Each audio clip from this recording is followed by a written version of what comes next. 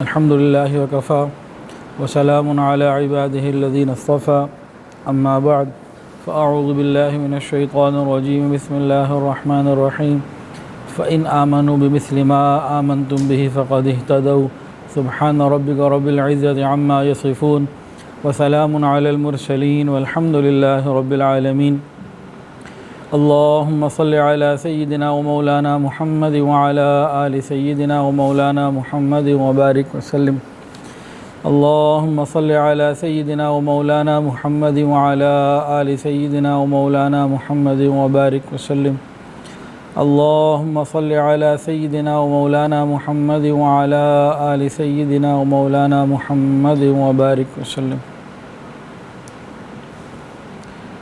نبی کریم صلی اللہ علیہ وسلم کی مبارک زندگی کی تفصیلات چل رہی ہیں۔ الحمدللہ ہر بدھ کی شام کو مغرب کے بعد یہ سلسلہ چل رہا ہے۔ اللہ تعالیٰ قبول فرمائے، ہمیں نبی کریم صلی اللہ علیہ وسلم کی سچی محبت اور کامل اتباع کی توفیق عطا فرمائے۔ ترتیب کے ساتھ یہ سلسلہ چل رہا ہے۔ نبی علیہ السلام کی پیدائش سے پہلے کے کافی واقعات، پیدائش کے حالات اور اس کے بعد اعلان نبوت تک کے حالات کافی بیان ہوئے الحمدللہ۔ اور اس کے بعد نبی علیہ السلام نے جو دعوت کا کام شروع کیا، تو جو شروع کے ایام تھے کہ پہلے 3 سال اور شروع کے ابتدائی سال، ان کے اندر جو بھی مسلمان ہوتا اس کو وہ غم، پریشانیاں، اذیتیں، تکلیفیں اٹھانی پڑتیں۔ اگر پہاڑ کے اوپر وہ پریشانیاں اترتی، پہاڑوں کے اوپر اگر وہ غم آتے تو وہ ریزہ ریزہ ہو جاتے۔ اتنے غم اور اتنی مصیبتیں اور پریشانیاں ان کو اٹھانی پڑے۔ جب کوئی کلمہ پڑھ لیتا، مشرکین مکہ کو پتہ لگ جاتا تو بس پھر انتہا سے زیادہ وہ ظلم اور پوری جان لگا دیا کرتے تھے کہ یہ کیوں اللہ کو ایک کہتا ہے۔ آج ہم لوگ پریشان ہو جاتے ہیں، پریشانیوں میں آ کے پیٹ میں درد ہو گیا، کاروبار اچھا نہیں چلا، بچہ کا انتقال ہو گیا اور کوئی گھریلو پریشانی آ گئی، ہم اس میں بہت پریشان ہو جاتے ہیں، حتیٰ کہ بعض مرتبہ بعض لوگ مایوسی کا شکار ہو جاتے ہیں اور بعض خودکشی کی سوچنے لگ جاتے ہیں۔ حضرات صحابہ کرام رضوان اللہ تعالی علیہم اجمعین، ان کو جتنی پریشانیاں آئیں، اگر ان پریشانیوں کے مقابلے میں ہم اپنی پریشانیوں کو سامنے رکھیں تو ہماری پریشانیاں ہی نہیں۔ ایک تو اس نظر سے بھی اس کو دیکھنے کی اور سننے کی، سمجھنے کی ضرورت ہے کہ ہم جن پریشانیوں میں سے آج پریشان ہیں، صحابہ کرام کی پریشانیوں کو اگر دیکھیں تو بہت زیادہ۔ چند دن پہلے بھی کسی کا فون آیا کہ جی اتنی پریشانیاں ہیں، دو پریشانیاں دور ہی نہیں ہوتی، اتنا عرصہ ہو گیا ہے، پتہ نہیں کیا بنے گا، کیا ہو گیا۔ ہماری جو بھی پریشانیاں ہیں، اس بات پہ غور کیجیے گا، ہمیں اپنے گھر کی چھت کے نیچے مل رہی ہیں۔ ہم اپنے وقت پہ کھانا، چاہے دال روٹی ہی صحیح، اپنے وقت پہ کھانا کھا لیتے ہیں۔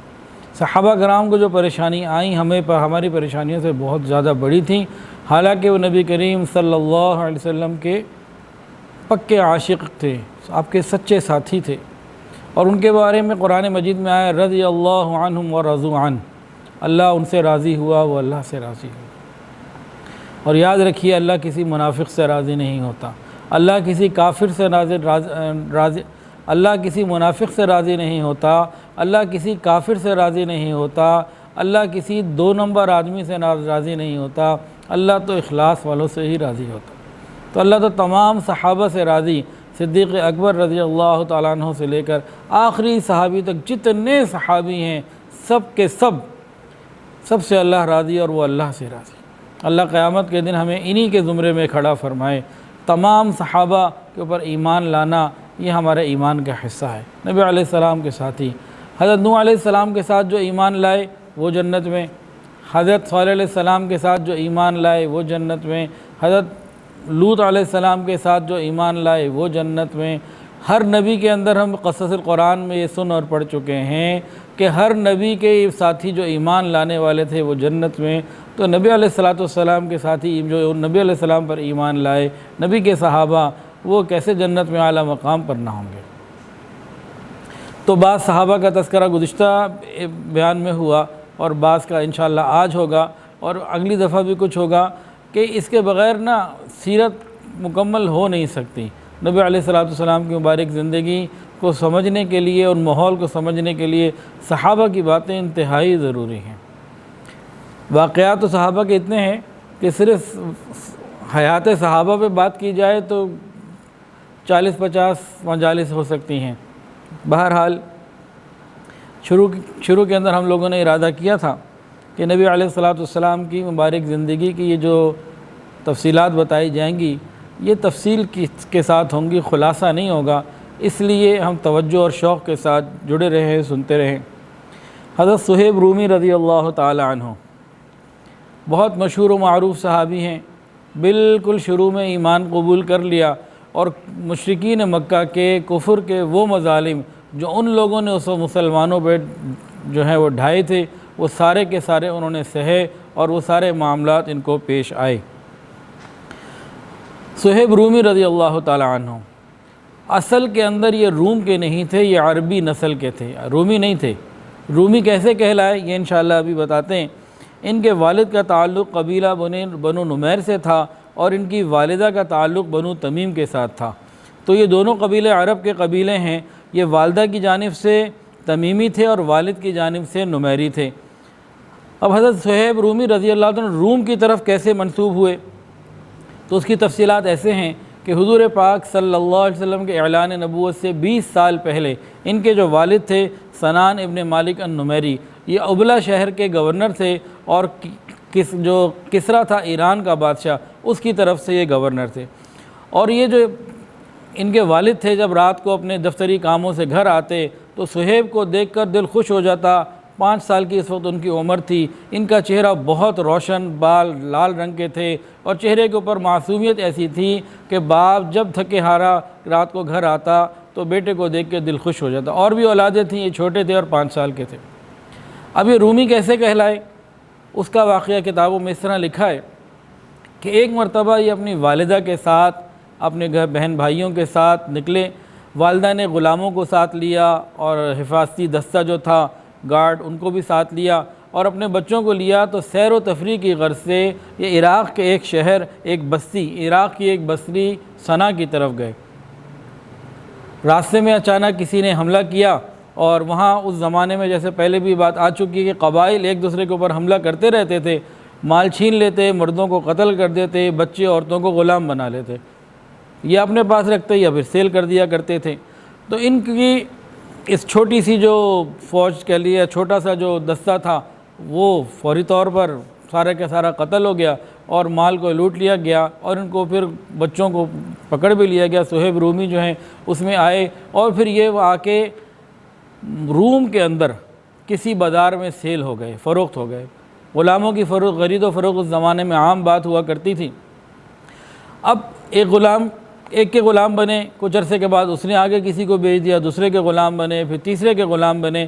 اسی طرح روم کے اندر یہ کئی آقاؤں کے پاس وقتاً فوقتاً وقت گزارتے رہے اور 5 سال کے تھے جب گئے، لیکن وہاں برسوں رہے، عربی زبان بھی بھول گئے، لیکن ان کو اتنا یاد تھا کہ میں عربی ہوں، میں رومی نہیں، اور اس انتظار میں ہوتے تھے کاش میرے اللہ، بس ایمان مسلمان تو اس وقت نہیں تھے، لیکن اس انتظار میں ہوتے تھے کہ کاش مجھے دوبارہ وہ آزادی کے دن ملیں اور اب میں عرب ممالک میں کسی طریقے سے اپنے علاقے میں واپس پہنچ جاؤں، یہ ان کے دل کی تمنا ہوتی تھی۔ تاہم عربی کو وہ بھول چکے تھے اور ان کی نشو و نما ساری کی ساری روم کے اندر ہوئی، اسی نسبت سے وہ صہیب رومی کہلاتے تھے۔ صحابہ جب ان کو دیکھتے کہ وہ جب مکے آ گئے، ان کی زبان میں لکنت تھی اور بال ان کے سرخ تھے، لال تھے، اس نسبت سے صحابہ انہیں رومی کہتے تھے، آئے بھی وہ روم سے تھے، تو زندگی بھر صہیب رومی کہلاتے رہے، آج بھی صہیب رومی ہی کہلاتے ہیں، لیکن تھے یہ عربی النسل، اس طریقے سے ان کا سارا سلسلہ ہوا۔ ایک مرتبہ یہ اپنے ایک آقا کے پاس تھے، وہاں ایک عیسائی کاہن ان کے آقا کے پاس آیا، کہنے لگا کہ وہ زمانہ قریب آنے لگا ہے کہ ایک نبی آخر الزماں جو عیسیٰ ابن مریم علیہ السلام کی تصدیق کریں گے اور آخری دین لے کر آئیں گے، اندھیروں کو ختم کریں گے، اجالے کو پھیلائیں گے، ان کا وقت آنے کا بہت قریب آ چکا اور اب وہ عرب کے کسی علاقے میں ظاہر ہوں گے۔ انہوں نے جب یہ بات سنی کہ ان کا آقا اور کاہن آپس میں یہ باتیں کر رہا ہے، ان کا شوق تو پہلے ہی تھا عرب جانے کا، وہ اور زیادہ بڑھ گیا۔ تو کسی دن کسی طریقے سے یہ نکل کے عرب میں روانہ ہو گئے اور انہیں مکے کا معلوم ہو گیا تھا کاہن وغیرہ سے، تو مکے ہی پہنچ کے دم لیا ہے، مجھے مکے ہی جانا ہے۔ ایک روایت میں تو یہ بات ہے۔ اسی طرح ایک جگہ یہ آتا ہے کہ کسی طرح بکتے بکاتے ہی عکاظ کے میلے میں آئے اور وہاں سے بھی مکہ پہنچے۔ عبداللہ ابن جدعان جو ایک سخی اور امیر اور مکے کے بڑے صاحب ثروت لوگوں میں سے تھے، انہوں نے خریدا۔ بہرحال دونوں روایتوں میں سے خلاصہ یہ ہے کہ مکے پہنچ گیا۔ مکہ پہنچنے کے بعد ایک روایت یہ ہے کہ حضرت صہیب رومی رضی اللہ تعالیٰ عنہ نے عبداللہ ابن جدعان کے ساتھ مل کر کاروبار شروع کیا، اور آہستہ آہستہ خوب انہوں نے نام کمایا اور مال کمایا، اور ان کی خوب عزت ہونے لگی اور ایک اچھے طریقے سے زندگی گزارنے لگے۔ کچھ ہی عرصے کے بعد ان کے دل میں تمنا اور طلب حسرت بڑھتی چلی گئی۔ کہتے تھے تنہائیوں میں، متى یکون ذالک، وہ کب وقت آئے گا جس کی کاہن نے خبر دی تھی میرے اس آقا کو، وہ کب آئیں گے، وہ نبی اور آخر الزماں کب آئیں گے؟ تو بہت تمنا کے ساتھ انتظار کرتے رہتے اور حسرت کے ساتھ اور اللہ سے مانگتے، یا اللہ میری عمر کو لمبا کر دینا تاکہ میں ان کو دیکھ سکوں، ان پر ایمان لا سکوں۔ تو یہ پہلے سے ان کے دل کے اندر تمنا موجود تھی۔ ایک مرتبہ یہ تجارت کے سفر پہ گئے ہوئے تھے، واپس آئے تو معلوم ہوا کہ مکے میں کسی نے نبوت کا اعلان کر دیا۔ تو بڑے شوق سے پوچھا کس نے اعلان کیا؟ کہا محمد، وہی جن کو امین کہتے ہیں۔ ہاں وہی، وہ کہاں ملیں گے بتاؤ؟ بڑے شوق سے پوچھا۔ بتانے والے نے بتایا کہ بھئی بتا رہا ہوں کہاں ملیں گے، دار ارقم میں ملیں گے، وہاں چلے جاؤ، لیکن احتیاط کے ساتھ جانا، قریش سخت بپھرے ہوئے ہیں، جس کے بارے میں پتہ لگ جائے کہ ان سے ملتے ہیں، ان سے محبت رکھتے ہیں، اس کا جینا دوبر کر دیتے ہیں۔ ارے تم تو مکے کے بھی نہیں ہو، تمہارا قبیلہ کوئی نہیں، تمہارا یہاں خاندان کوئی نہیں، تمہارا یہاں کوئی حامی و ناصر کوئی نہیں، تمہاری بیک پہ کوئی بھی نہیں ہے، احتیاط کے ساتھ جانا۔ اس نے ساری چیزیں سمجھا دیں۔ یہ تو جناب اب چل پڑے، اب سمجھ تو گئے تھے حالات کو، اب چھپتے چھپتے مکے والوں سے یہ دار ارقم پہ پہنچے۔ ادھر یہ پہنچے، سامنے سے عمار ابن یاسر آ گئے۔ دونوں ایک دوسرے کو پہلے جانتے تھے، انہوں نے بھی مکے میں وقت گزارا تھا، وہ تھے مکے کے۔ ہاں بھئی تم کس لیے آئے ہو؟ صہیب رومی رضی اللہ تعالیٰ نے عمار ابن یاسر سے پوچھا بھئی آپ کیسے آئے؟ انہوں نے جواب دینے کے بجائے کاؤنٹر کوسچن کر دیا، بھئی آپ کیسے آئیں؟ آپ اپنا پہلے بتائیں۔ انہوں نے کہا میں تو آیا ہوں محمد صلی اللہ علیہ وسلم سے ملنے، اور ان کے حالات کو دیکھوں گا اور ان کی باتوں کو سنوں گا، اس کے بعد کوئی فیصلہ کروں گا۔ کہا میں بھی اسی ارادے سے آیا ہوں۔ اچھا بھئی اکٹھے ہی پھر داخل ہوتے۔ پھر دونوں نے دروازہ نوک کیا، دروازہ کھولا گیا، دونوں نبی علیہ السلام کی خدمت میں حاضر ہوئے۔ نبی علیہ السلام سے گفتگو شروع تھی۔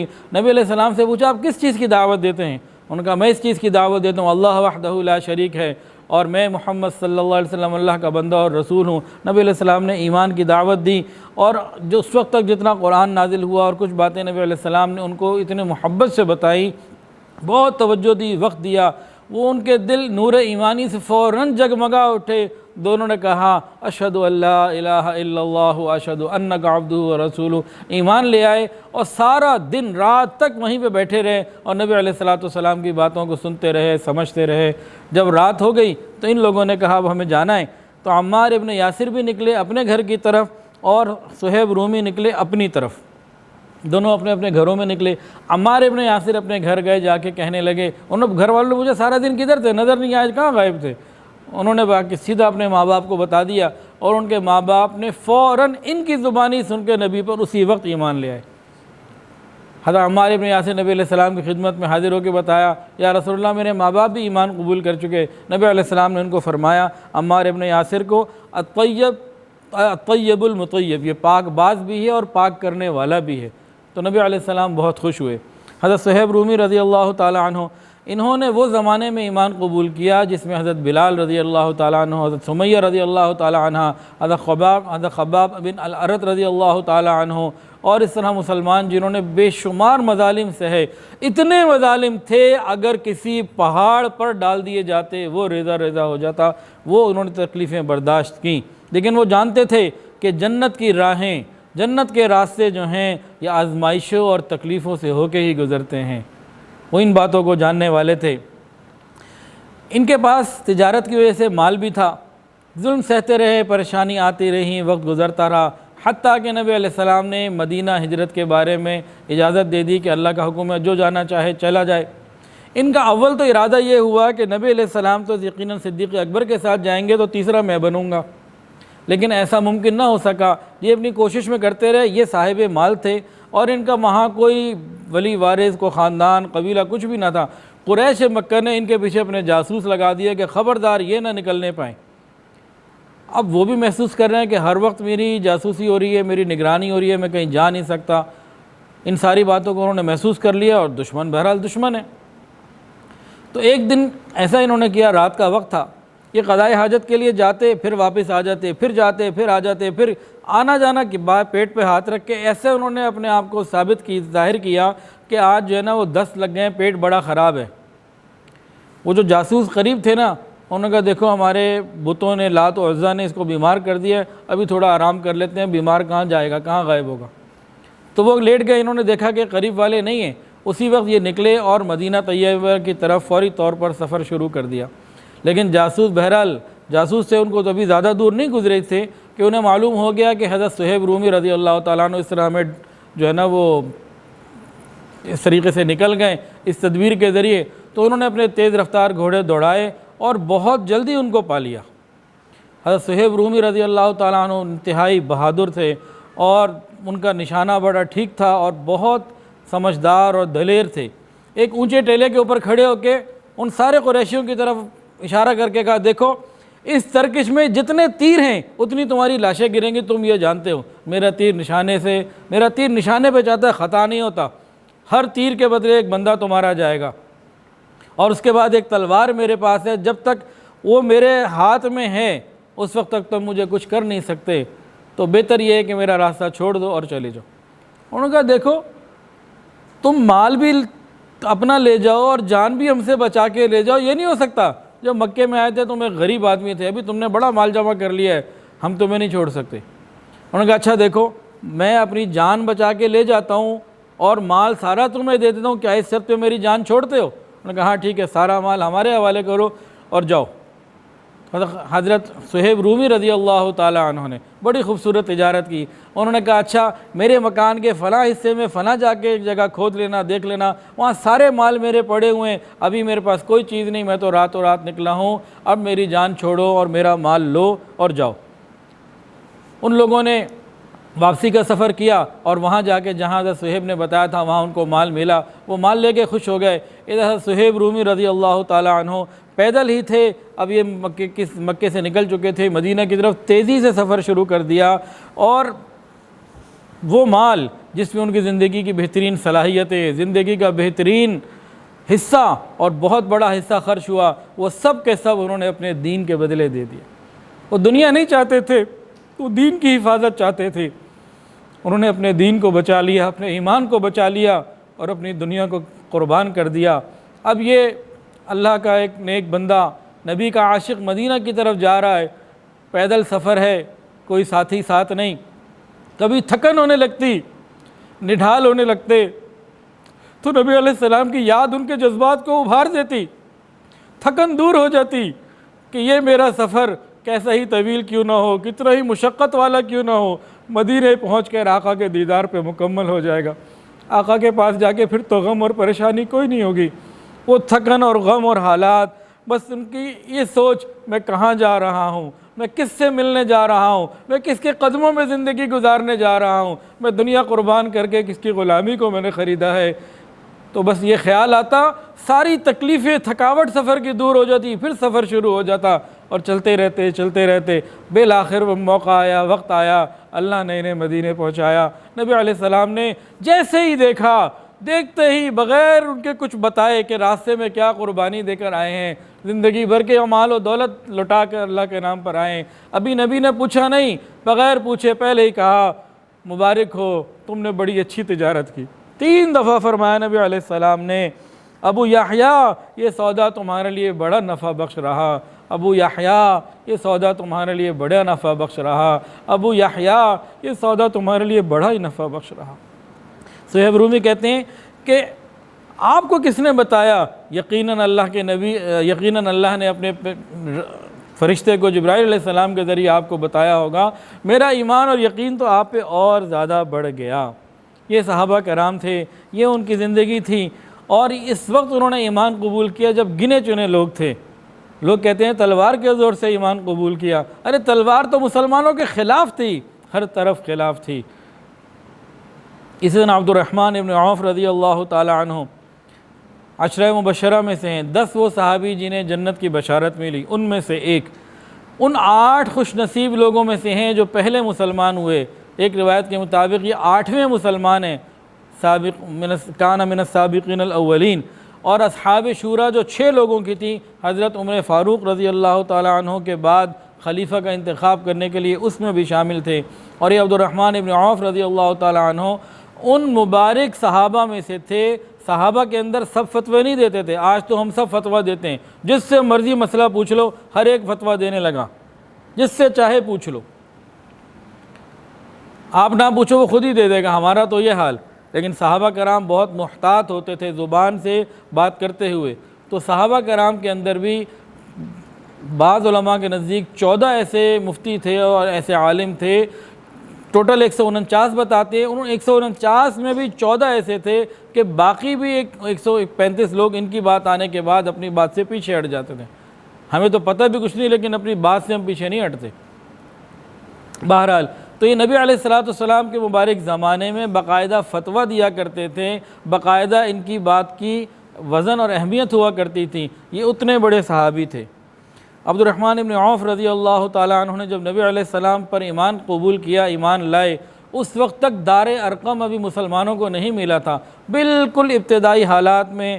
اور حضرت صدیق اکبر رضی اللہ تعالیٰ عنہ کے ایمان کے صرف 2 دن کے بعد ایمان قبول کر لیا، اور صدیق اکبر رضی اللہ تعالیٰ عنہ کی محنت تھی یہ۔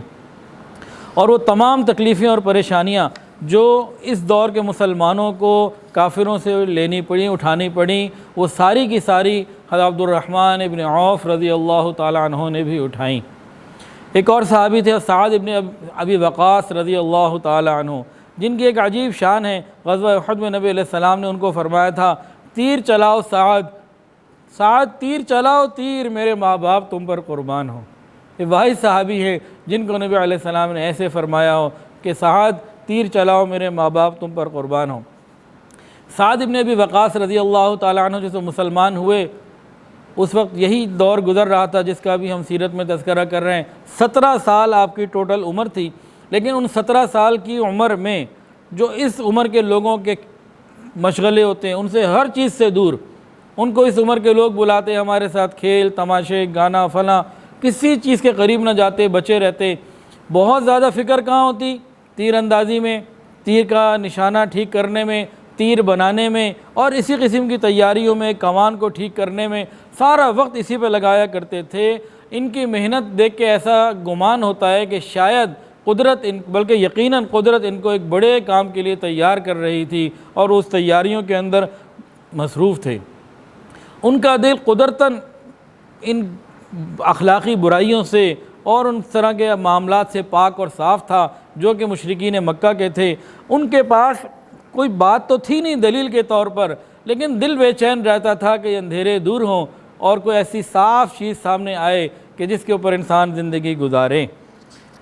اسلام داخل ہونے والے مردوں میں ان کا نمبر تیسرا آتا ہے، مردوں میں تیسرے ہیں، اور اکثر اوقات بڑے شان کے ساتھ اور بڑے طریقے سے کہا کرتے تھے، فرمایا کرتے تھے کہ 7 روز تک اسلام میں میرا تیسرا حصہ تھا، یعنی شروع کے پہلے ہفتے میں اسلام قبول کرنے والوں میں سے تھے۔ نبی علیہ السلام ان کو بہت محبت دیتے، بڑی عزت دیتے، بڑی توجہ، بڑی اپنائیت دیتے، کیونکہ بہت شریف تھے، فرما بردار تھے اور ہمت والے تھے۔ حضرت سعد ابن ابی وقاص رضی اللہ تعالی عنہ، اچھا یاد آ گیا، چائنا کے اندر گانزو میں ایک صحابی کی قبر ہے۔ الحمدللہ کئی مرتبہ وہاں جانے کا موقع ملا، جب بھی کینٹن فیئر میں جانا ہوتا تھا تو وہاں جو صحابی ہیں نا ان کا نام ہے ابی وقاص رضی اللہ تعالی عنہ، ابی وقاص، اور یہ ہیں سعد ابن ابی وقاص۔ تو وہاں سعد نہیں لکھا ہوا، تو اکثر لوگ چائنا میں جانے والے ان کو سعد ابن ابی وقاص سے یاد رکھتے ہیں، وہ صحابی ہیں لیکن سعد ابن ابی وقاص نہیں، ابی وقاص رضی اللہ تعالیٰ عنہ ان کا نام ہے۔ تو سعد ابن ابی وقاص رضی اللہ تعالیٰ عنہ کو تعلق بنو زہرہ سے تھا۔ بنو زہرہ کون سا قبیلہ ہے؟ نبی کریم صلی اللہ علیہ وسلم کی والدہ ماجدہ حضرت آمنہ بنت وہب بنو زہرہ سے تھیں، اور یہ بنو زہرہ سے تھے اس لیے نبی علیہ الصلوۃ والسلام کے رشتے کے ماموں لگا کرتے تھے، اور ان کو نبی علیہ السلام کا ماموں کہا اور بولا بھی جاتا تھا۔ بلکہ ایک دفعہ کیسا پیارا واقعہ ہے، دل خوش ہو جائے گا انشاءاللہ۔ نبی علیہ السلام صحابہ کرام کے ساتھ بیٹھے ہوئے تھے، سامنے سے سعد ابن ابی وقاص رضی اللہ تعالیٰ عنہ آ رہے ہیں۔ نبی علیہ السلام نے ان کو دیکھ کر فرمایا، یہ میرے ماموں آ رہے ہیں، کوئی ان جیسا اپنا ماموں تو دکھائے۔ یہ میرے ماموں آ رہے ہیں، کوئی ان جیسا ماموں تو دکھائے، ہے کسی کا ایسا ماموں؟ نبی علیہ السلام کی لوگوں کو لینا، لوگوں کو محبت دینا، اپنائیت دینا کمال ہے۔ نفسیاتی طور پر ایک نوجوان 17 سال جس کی عمر ہے، نبی علیہ السلام کے پاس ایمان لانے کے لیے حاضر ہوتا ہے، ہر طرف دشمنی کا اور ہر طرف مخالفت کا زور ہے، اس وقت آپ نے دوسرے کو ایسی محبت اور اپنائیت دے دی، وہ ایسا جم جاتا ہے کہ ٹھیک ہے دنیا ادھر سے ادھر ہو جائے، پہاڑ ہل سکتے ہیں، ہمارا ایمان نہیں ہل سکتا۔ یہ آج کل نا دین کی دعوت دینے والوں کے لیے بڑی اس کے اندر سمجھنے کی بات ہے کہ اگلے بندے کو محبت دینا، اپنائیت دینا، اس کو اپنائیت کا اظہار بھی کرنا، پھر لوگ دور نہیں ہوتے، قریب ہو جاتے ہیں، سب کچھ نشاور کرنے والے آتے ہیں۔ اللہ اکبر کبیرہ۔ حضرت سعد خود فرماتے ہیں کہ جو اس زمانے کی آزمائشیں تھیں مجھے ان سے بہت زیادہ گزرنا پڑا اور مجھے بہت ساری پریشانی آئیں۔ بہرحال کہتے ہیں کہ میرے اسلام کے قبول کرنے سے پہلے 3 دن پہلے کی بات ہے کہ میں نے ایک خواب دیکھا کہ میں اندھیروں میں ڈوبا ہوا ہوں اور اندھیروں سے نکلنے کے لیے ہاتھ پاؤں مار رہا ہوں۔ اچانک میرے سامنے ایک چاند ظاہر ہوا، میں اس کی طرف چل پڑا اور میں دیکھ کر حیران ہو گیا کہ مجھ سے پہلے چاند پر 3 لوگ پہنچے ہوئے ہیں۔ وہ کون 3 لوگ تھے؟ زید بن حارثہ رضی اللہ تعالیٰ عنہ، علی بن ابی طالب رضی اللہ تعالیٰ عنہ اور ابوبکر صدیق رضی اللہ تعالیٰ عنہ۔ فرماتے ہیں کہ مجھ سے پہلے بس یہی ایمان قبول کر چکے تھے، ان کے بعد والا پھر میں تھا۔ کہتے ہیں میں نے اسی خواب میں ان سے پوچھا بھئی تم لوگ مجھ سے پہلے پہنچ گئے ہو، کب پہنچے؟ انہوں نے کہا ہم ابھی آئے ہیں۔ کہتے ہیں جب صبح ہوئی تو مجھے نبی علیہ الصلوۃ والسلام کی دعوت کی اطلاع ملی، میں نے تلاش شروع کر دی۔ جیسے ہی مجھے اطلاع ملی کہ نبی علیہ الصلوۃ والسلام فلانی جگہ محلہ جیاد کی گھاٹی میں ہیں، میں وہاں پہنچا، نبی علیہ السلام نماز پڑھ رہے تھے، فارغ ہوئے، اسی وقت میں نے نبی علیہ الصلوۃ والسلام سے ملاقات کی اور فوراً نبی علیہ الصلوۃ والسلام پر ایمان قبول کیا، کلمہ پڑھ لیا۔ اب میں گھر آیا، ماں کو بتایا، ماں تو ناراض ہو گئی، کہنے لگی سعد تمہارے جیسا فرما بردار تو اور کوئی بھی نہیں تھا، یہ تم نے کیا کیا؟ اب میں کھانا پینا بالکل چھوڑ دوں گی۔ یہ کیسا دین ہے کہ جو تم نے اپنے ماں باپ کے خلاف اختیار کر لیا؟ اللہ کی قسم تم اپنے نئے دین کو چھوڑ دو ورنہ مرتے دم تک میں نہ کھاؤں گی نہ پیوں گی۔ حضرت سعد ان کو سمجھا رہے ہیں کہ ماں خیال کرو، بات کو سمجھو، کھانا پینا کیوں چھوڑتی ہو؟ اب وہ اپنا غصہ کرتی رہی، کہنے لگی، ماں کہتی ہے کہ تمہارا سینہ اس وقت غم سے پھٹ جائے گا جب تمہاری ماں بھوک سے مر جائے گی، ندامت اور شرمندگی سے تم تباہ ہو جاؤ گے اور لوگ زندگی بھر تمہیں تانے دیتے رہیں گے۔ اب اگر تم یہ ذلت چاہتے ہو تو تمہاری مرضی، اور ماں کو چاہتے ہو تو ٹھیک ہے تم اپنے اس دین کو چھوڑ دو اور واپس اس پر آ جاؤ۔ انہوں نے کہا ماں میں ایسا کبھی نہیں کر سکتا کہ اس دین کو چھوڑ دوں۔ ماں نے کہا ٹھیک ہے پھر میں بھی کچھ نہیں کھاتی پیتی۔ کئی دن گزر گئے، نہ ماں نے کچھ کھایا نہ پیا، اور ماں کمزور بھی ہو گئی اور پریشان نڈھال بھی ہوئی۔ یہ کہتے رہے کھا لو کچھ کھا لو۔ ماں کہتی یا تو تم اپنا دین چھوڑ دو، واپس آ جاؤ، میں کھاتی ہوں، نہیں تو پھر ٹھیک ہے مجھے اسی طرح میں نے جان دے دینی ہے، میں مر جاؤں گی۔ گھر کے اندر یہ حال ہو اور سگی ماں اس طرح بات کر رہی ہو۔ اب حضرت سعد ابن ابی وقاص رضی اللہ تعالیٰ عنہ کا قول میں آپ کو پڑھ کے سناتا ہوں۔ کہنے لگے میری والدہ محترمہ، بے شک میں آپ کے ساتھ شدید محبت رکھتا ہوں، لیکن اللہ اور اس کے رسول کی محبت مجھے آپ سے زیادہ ہے۔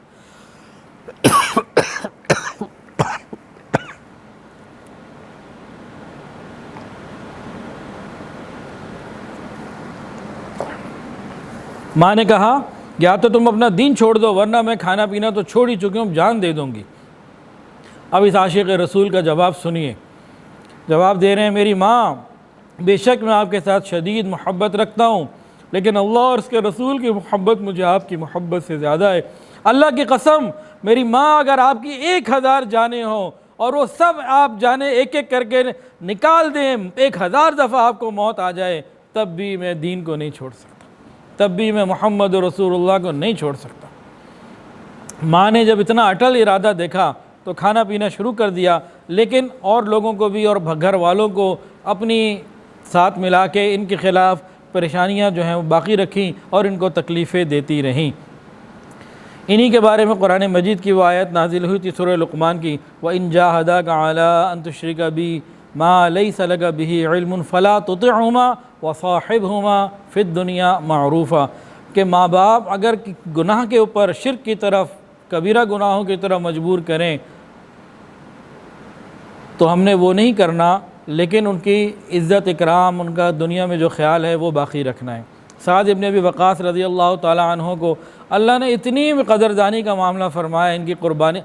بندہ جب قربانی دیتا ہے تو اللہ تو ہے ہی قدردان، جتنی قربانی ہوگی اتنی قدردانی ہوگی۔ احد کا موقع ہے، نبی علیہ السلام نے فرمایا ارمی سعد ارمی فداک ابی و امی، تیر چلاؤ سعد، تیر چلاؤ، میرے ماں باپ تم پر قربان ہوں۔ ایسے درجے کے صحابی تھے۔ اللہ تعالی ہمیں صحابہ کرام کی محبت عطا فرمائے۔ یہ ایسے لوگ تھے جنہوں نے نبی علیہ السلام پر ہر طرح کی جو ہے نا وہ قربانیاں دے دیں، ہر چیز نچھاور کر دی۔ ایک اور صحابی کا واقعہ سنیے، حضرت خباب ابن ارت رضی اللہ تعالی عنہ، حضرت علی رضی اللہ تعالی عنہ نے ان کے انتقال کے بعد فرمایا تھا، اللہ تعالیٰ خباب پر رحم فرمائے، دل کی رغبت سے اسلام قبول کیا، اپنی خوشی سے ہجرت کی اور ایک مجاہد کی زندگی گزاری۔ ان کے بچپن کے حالات اور ان کے ایمان کے حالات کو سنیے اور ان کی قربانیاں۔ قبیلہ خزاعیہ کی ایک خاتون تھی ام انمار۔ ایک مرتبہ وہ ایسے بازار میں پہنچی جہاں غلام خرید و فروخت ہوتے تھے، سیل ہوتے تھے، تو ان کو ایک ایسے غلام کی ضرورت تھی جس سے گھر کے کام بھی کروائیں اور وہ کچھ کما کے لا کے دینے والا بھی بنے، کوئی ہنرمند بھی ہو۔ تو اس طرح ایک اچھے، صحیح، صحت مند، سمجھدار، فراست والے غلام کی تلاش میں تھی۔ پیسے والی عورت تھی، چنانچہ وہ بازار میں آئی، اور بازار میں آنے کے بعد ایک ایک جو غلام سیل ہو رہے تھے ان میں جو نوجوان عمر کے تھے، ایک ایک کو بہت غور سے دیکھتی اور ایک ایک کو توجہ کے ساتھ تکتی رہتی۔ تو بہرحال اس کی ام انمار کی نظر جو ہے حضرت خباب بن ارت پر آ کر رک گئی، اور وہ صحت مند بھی تھے، ابھی بالغ بھی نہیں ہوئے تھے، شرافت کے آثار تھے، یہ لائق اور شریف بچہ اسے پسند آ گیا۔ جو بندہ سیل کر رہا تھا ان کو پیمنٹ دے کے خرید لیا۔ اب یہ ساتھ ہو گئی کہ مکہ کی طرف سفر شروع ہو گیا۔ راستے میں ام انمار خزاعیہ نے پوچھا تمہارا نام کیا ہے؟ جواب دیا خباب۔ پوچھا تمہارے والد کا نام کیا ہے؟ انہوں نے کہا ارت۔ پھر پوچھا کہاں کے رہنے والے ہو؟ کہا نجد کا۔ پھر پوچھا کیا تم عربی نسل ہو؟ کہا ہاں میرا تعلق بنو تمیم سے ہے، میں عربی ہوں۔ پھر پوچھا تم مکہ میں غلاموں کے ہاتھ کیسے لگ گئے؟ اس کا کیا واقعہ ہوا؟ تو انہوں نے پھر وہی بات بتائی کہ ہمارے قبیلے کے لوگ ایک جگہ پہ تھے، تو دوسری بستی والوں نے ہماری بستی پر حملہ کیا، مردوں کو قتل کر دیا، لڑکوں کو اس طرح گرفتار کر لیا اور سیل کر دیا۔ اسی طرح میں آپ کے پاس اب یہاں پہنچ گیا ہوں، اب آپ کے پاس مکہ میں یہاں پر ہوں۔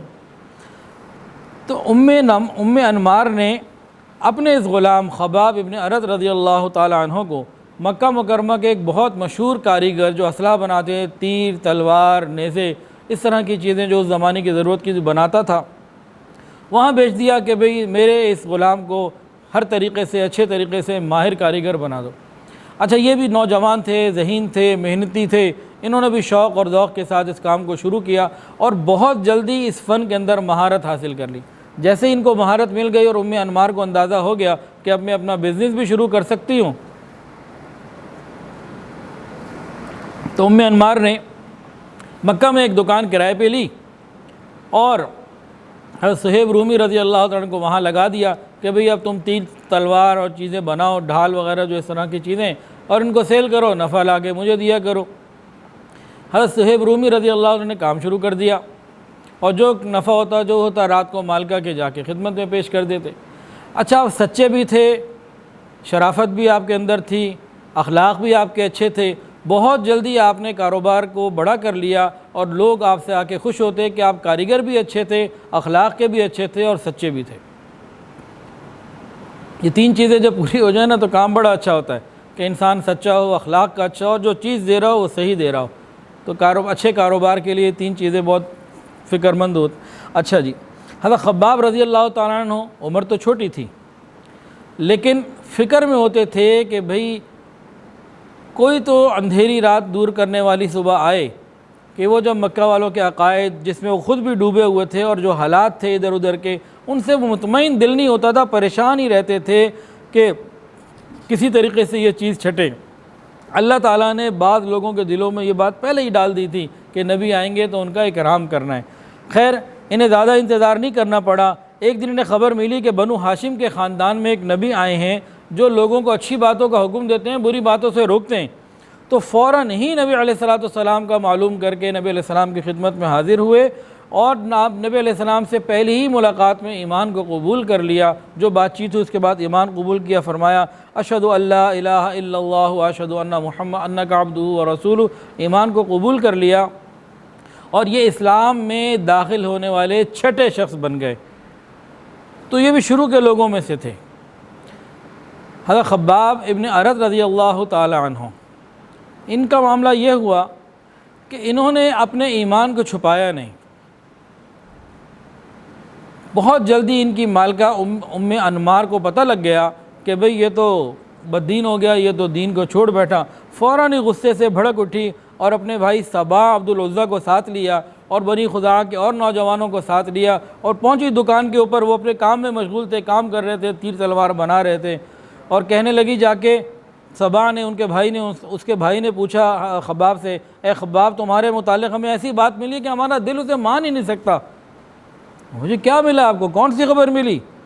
کہ ہر آدمی یہ کہہ رہے کہ تم بے دین ہو گئے، اپنے آباء و اجداد کے دین کو چھوڑ کر بنو ہاشم کے اس نوجوان کی پیروی کرنے لگے ہو۔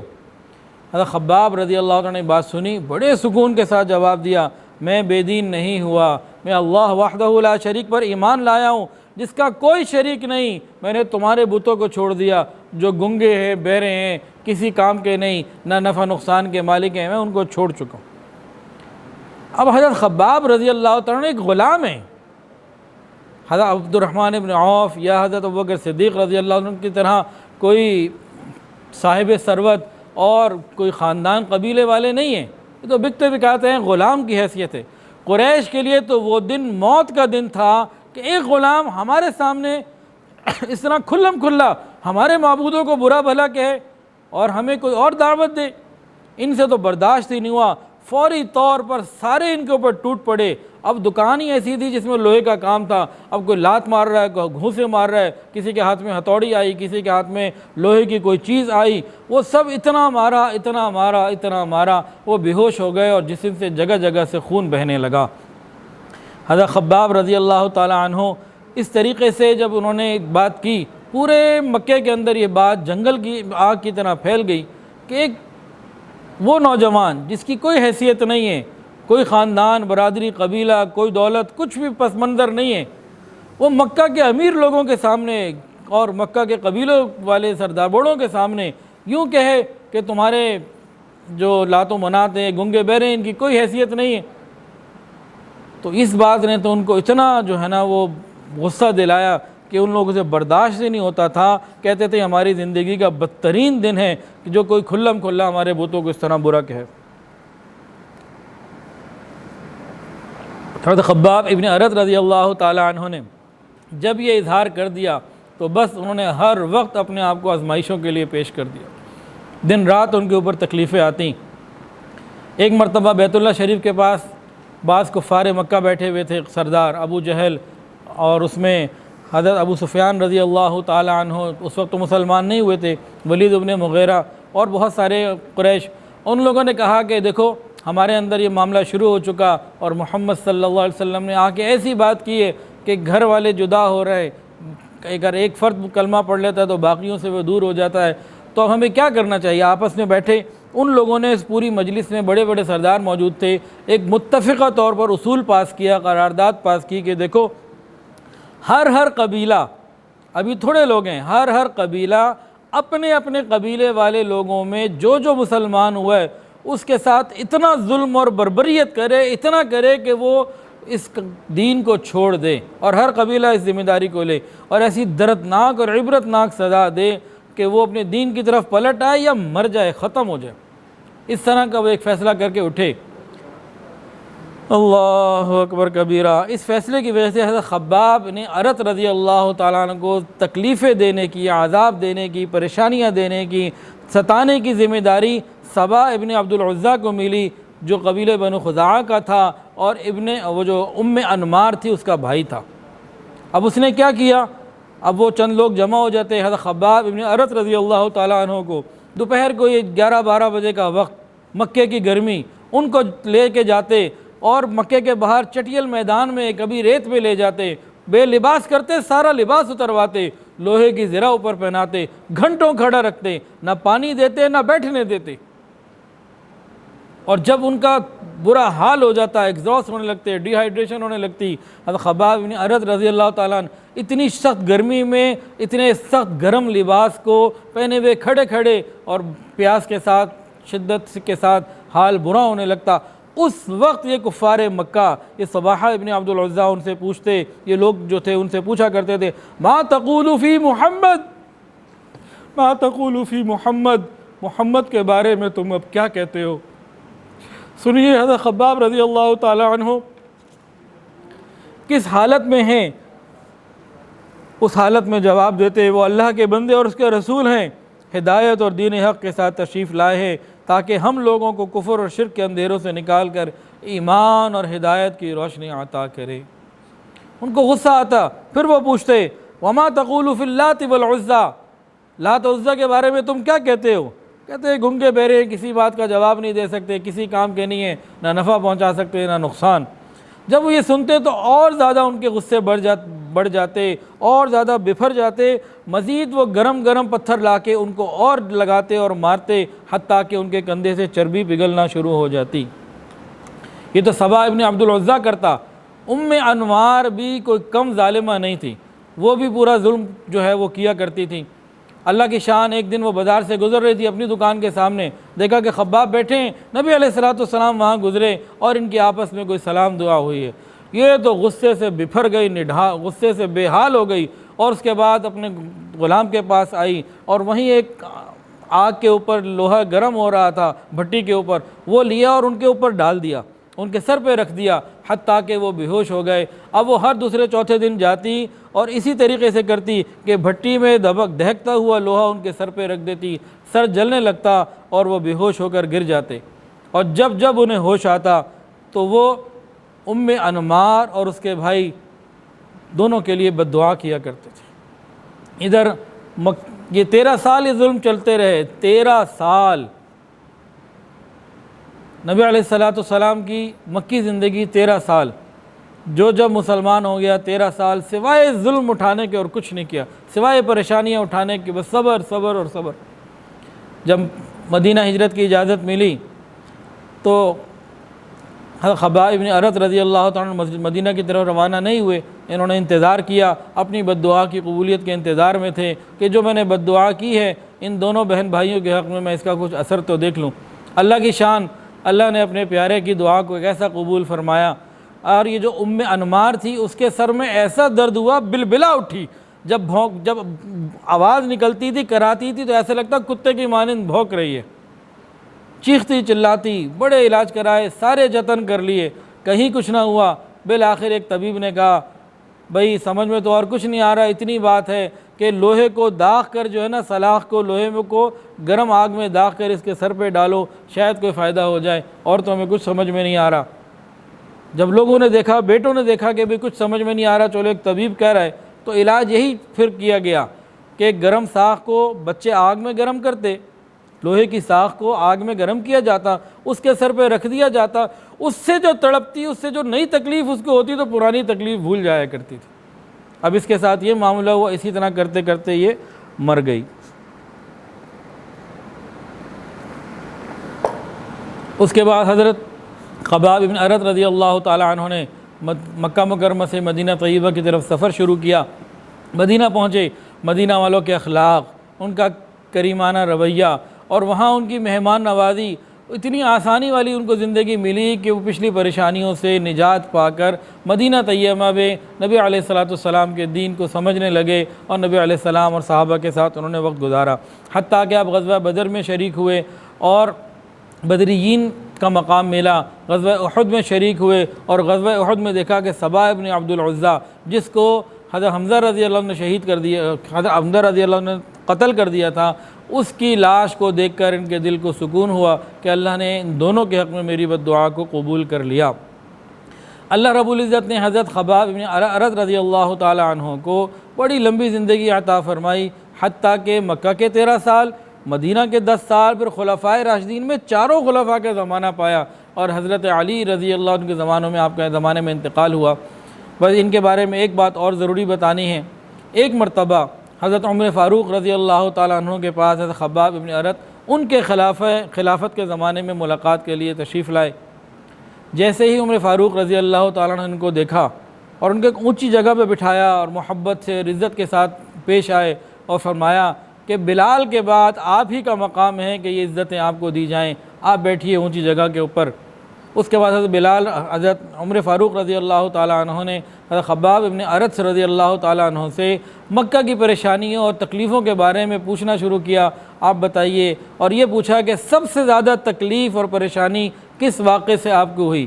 حضرت خباب چھپانے لگے، نہ بتا رہے تھے، یہ آپ اصرار کرتے رہے، بالآخر حضرت خباب رضی اللہ تعالیٰ نے اپنی پیچھے کمر سے اپنی قمیض کو ہٹایا اور اپنی کمر دکھائی۔ عمر فاروق رضی اللہ عنہ نے کمر دیکھ کر حیران پریشان ہو گئے کہ ایسی کمر تو میں نے کبھی کسی کے نہ دیکھی، کیا ہوا؟ تو حضرت خباب نے فرمایا کہ ایک دن مشرکین مکہ نے آگ جلا کر انگارے تیار کیے، اس کے بعد میرے جسم سے کپڑے اتار کے مجھے بے لباس کر دیا اور مجھے انگاروں پر لٹا کر گھسیٹتے رہے، یہاں تک کہ میری پیٹھ کا گوشت ہڈیوں سے الگ ہو گیا اور جسم سے نکلی ہوئی چربیوں نے ان انگاروں کو ٹھنڈا کیا۔ یہ حضرت خباب ابن ارت رضی اللہ تعالیٰ عنہ اس زمانے میں جس نے ایمان قبول کیا، یہ سب پریشانیاں ان سب کو آئیں۔ ہماری پریشانیاں جو آج مجھے اور آپ کو اور ہمیں آتی ہیں، یہ صحابہ کرام کی پریشانیوں کے مقابلے میں تو کوئی پریشانیاں نہیں ہیں۔ اور صرف صحابہ کرام ہی نہیں، پچھلے انبیاء اور ان کے صحابہ کے ساتھ بھی اسی طرح کے معاملے قرآن کے اندر آتے ہیں۔ مَسَّتْهُمُ الْبَأْسَاءُ وَالضَّرَّاءُ وَزُلْزِلُوا حَتَّى يَقُولَ الرَّسُولُ وَالَّذِينَ آمَنُوا مَعَهُ مَتَىٰ نَصْرُ اللَّهِ۔ اتنی پریشانیاں، غم اور تکلیفیں، حالات ان کے اوپر آئے کہ پرانے سابقہ انبیاء اور ان کے صحابہ کہنے لگے مَتَىٰ نَصْرُ اللَّهِ، اللہ کی مدد کب آئے گی؟ اس پوائنٹ تک تو ان کو لے جایا گیا نا۔ اللہ اکبر کبیرہ۔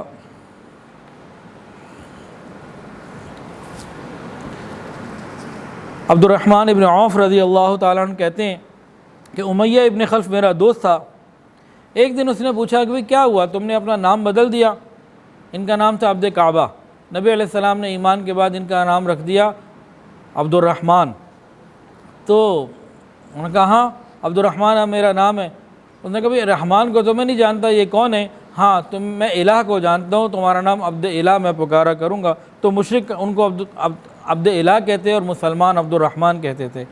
یہ اپنے ایمان لانے کا واقعہ اس طرح بیان کرتے ہیں، فرماتے ہیں کہ میں یمن جاتا رہتا تھا اور وہاں عسقلان بن عواقف کے مکان پر ٹھہرتا، اور جب بھی میں اس کے پاس جاتا تو ہر دفعہ وہ ایک ہی بات پوچھتا، کیا وہ شخص تم میں ظاہر ہو گیا ہے جس نے تمہارے دین کی مخالفت کی ہے اور نئے دین کو پیش کیا ہے؟ میں کہتا نہیں، ایسا تو کوئی ہمارے یہاں کوئی ایسی بات نہیں ہوئی۔ یہاں تک کہ نبی علیہ السلام کا ظہور ہوا اور آپ نے اپنی بات پہنچانا شروع کی۔ میں جب آپ کی دعوت کے بعد جب وہاں اپنے یمن گیا اور اسی کے یہاں ٹھہرا، کاروباری تجارت کا میرا تعلق تھا، اس نے کہا ہاں بھی بتاؤ اب ظاہر ہوا؟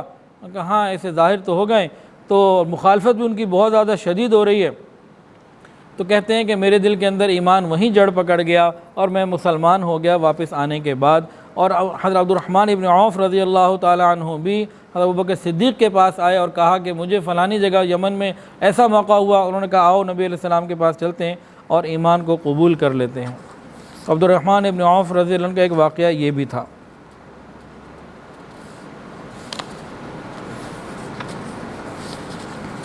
حضرت ابو ذر غفاری رضی اللہ تعالیٰ عنہ، غفار قبیلہ غفار تھا، غفار اللہ کی ذات کا نام ہے۔ ان کا یہ 5ویں نمبر پہ یا 6ٹھے نمبر پہ مسلمان ہونے والے تھے۔ ان کا واقعہ ہم شاید پچھلی دفعہ کہہ چکے ہیں۔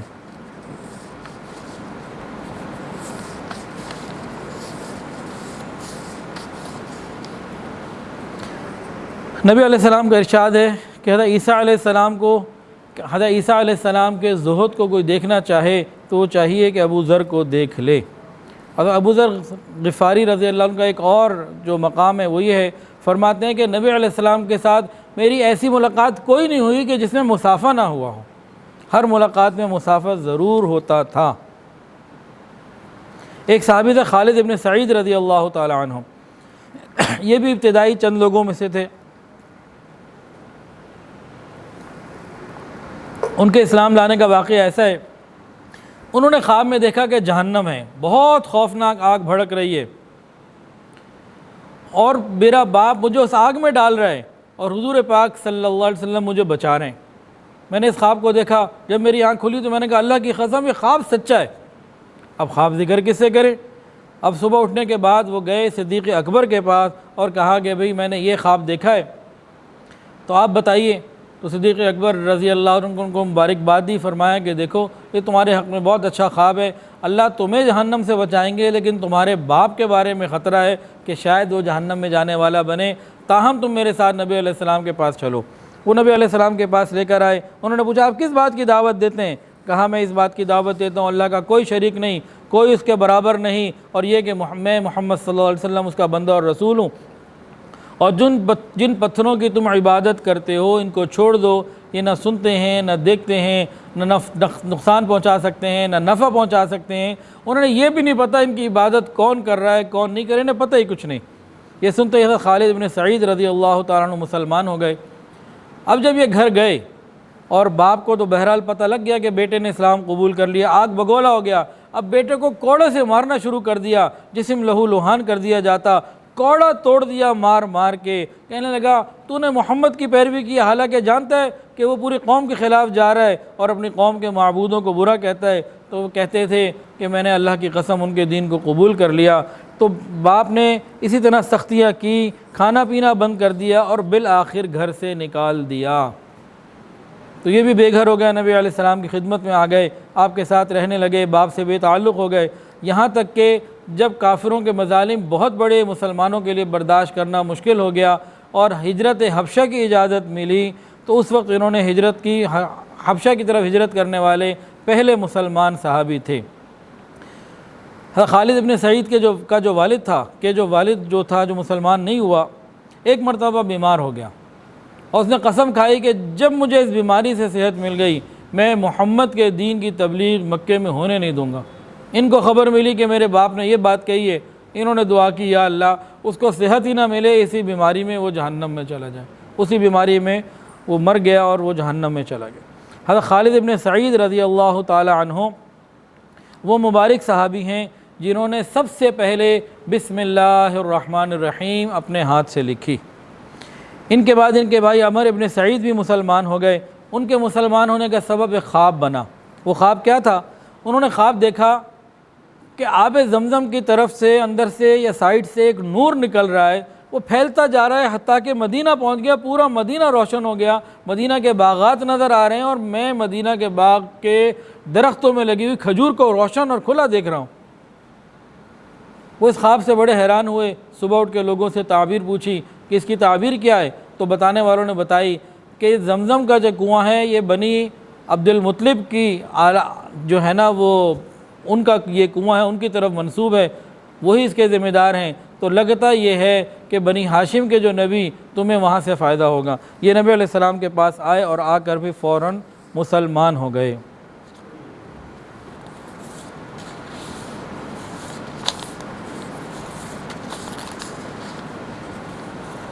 نبی کریم صلی اللہ علیہ وسلم 3 سال تک اسی طرح خفیہ طور پر تبلیغ کرتے رہے۔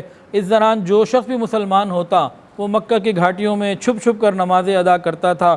ایک مرتبہ حضرت سعد ابن ابی وقاص رضی اللہ تعالی عنہ اور کچھ دوسرے صحابہ مکہ کی ایک گھاٹی میں تھے، اچانک وہ قریش کے کچھ لوگ پہنچ گئے، انہوں نے دیکھا کہ مسلمان یہاں عبادت کر رہے ہیں، مشرکوں کو دیکھ کر بہت غصہ آیا اور انہوں نے بہت برا بھلا کہا اور بہت مسلمانوں کے اوپر ظلم کیا اور کھلی دشمنی کے اوپر آ گئے۔ اس کے بعد پھر حضرت زید ابن ارقم رضی اللہ تعالیٰ عنہ کا مکان جو ہے وہ پیش کیا گیا اور نبی علیہ الصلوۃ والسلام اور صحابہ وہاں پر دین کی بات کرتے اور وہاں رہا کرتے تھے۔ یہ زید ابن ارقم رضی اللہ عنہ کا جو مکان تھا یہ صفا پہاڑی کے پاس تھا۔ اب تو بیت اللہ شریف کی کافی ایکسٹینشن ہوتی چلی جا رہی ہے، تقریباً 16-17 سال پرانی بات ہے۔ حضرت جی دامت برکاتہم نے وہ مقام وہ اس زمانے میں نشاندہی تھی کہ یہ مقام ہے زید ابن ارقم رضی اللہ عنہ، دار ارقم، اب وہاں یادداشت کے لیے گیٹ بھی لگا ہوا ہے، تو دار ارقم ادھر تھا اور اس کے سامنے بیت اللہ، اور دوسری طرف بالکل سامنے دار الندوہ تھا۔ دار الندوہ میں مشرکین مکہ جمع ہوتے، مسلمانوں کے خلاف سازشیں کیا کرتے تھے کہ کس طریقے سے مسلمانوں کو تکلیفیں پہنچانی ہیں۔ یہ آتے، ہر آدمی اپنی اپنی کارگزاری سناتا، میں نے یہ ظلم کیا، میں نے یہ ظلم کیا، میں نے یہ ظلم کیا، اور آگے کیا کرنا ہے اس کے پلان کیے جاتے تھے۔ دار ارقم اور دار الندوہ یہ آمنے سامنے ہی تھے، اور ایک جگہ مسلمان جمع ہوتے اور ایک جگہ کافر جمع ہوا کرتے تھے۔ 3 سال تک کا جو عرصہ ہے یہ انفرادی دعوت کا تھا۔ 3 سال کے بعد پھر حکم آیا وَأَنذِرْ عَشِيرَتَكَ الْأَقْرَبِينَ۔ انشاءاللہ اگلے بدھ کو انشاءاللہ مزید آگے تفصیلات ہوں گی۔ اللہ تعالیٰ قبول فرمائے اور ہمیں حضور پاک صلی اللہ علیہ وسلم کی سچی محبت اور کامل اتباع کی توفیق عطا فرمائے۔ ویڈیو کے نیچے سبسکرائب کے بٹن پہ کلک کریں، بیل کے آئیکن پہ کلک کیجئے تاکہ ہر نئی ویڈیو کی نوٹیفیکیشن آپ کو مل جائے۔